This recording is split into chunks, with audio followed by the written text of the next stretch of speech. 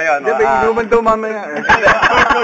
I think, kaya masaya kayo siguro na walang makakasweep ng elimination. So, na-formalize na yung there is a Final Four. Okay, and I never thought na this game will be on our way, especially on the last shot, because before, prior to this game, there's a lot of criticism na it is real na if it is real na pagdating dito sa endgame ay talagang nakakaahon kami. And siguro kabaligtaran yung nangyari nung last year na every endgame natatalo kami, especially pagka talagang close fight, And I think those things help us a lot, especially yung last summer marami kaming situation na ganito din na nangyari.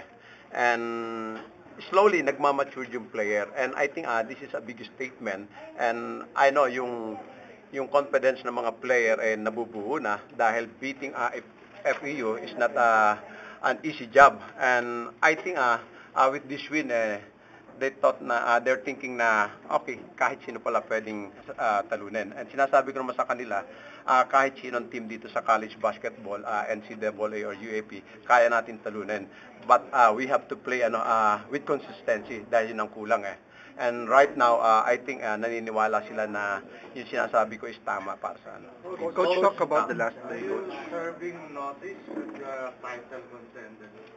No, marami nagsasabi na title contender kami, but sabi ko before, the problem is yung consistency namin. But with a lot of games na dito sa endgame nanalo kami, I think tama sila. Pero this is our 6 wins, and wala pa kami na-achieve until siguro kung makuha namin yung 1 slot do sa top 2. But even if you're in the Final Four, so you can never know, dahil I might face Ateneo or LaSalle, which we know naman the heart nitong dalawang team na ito sa Final Four.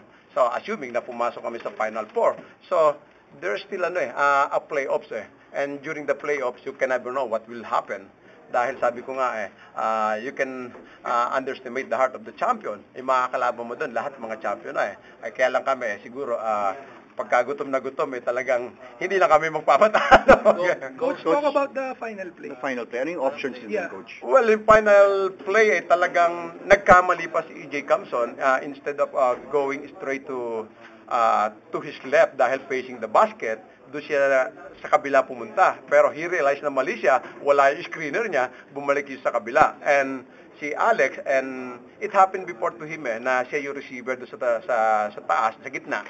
And Lester Alvarez, alam ko na pagpasok ko kay Lester Alvarez, alam ko kukunin si Lester Alvarez, kaya iniligay ko siya sa backcourt. Imagine 6 seconds na sa backcourt, hindi nila pinatatanggap. So, nag-effect yung ploy namin dahil alam ko i-deny si Alvarez. So, nagkaroon ng chance si Alex Noyles na makapag one-on-one. And I think that's the key. Yung one-on-one niya dito sa middle, top of the keyhole.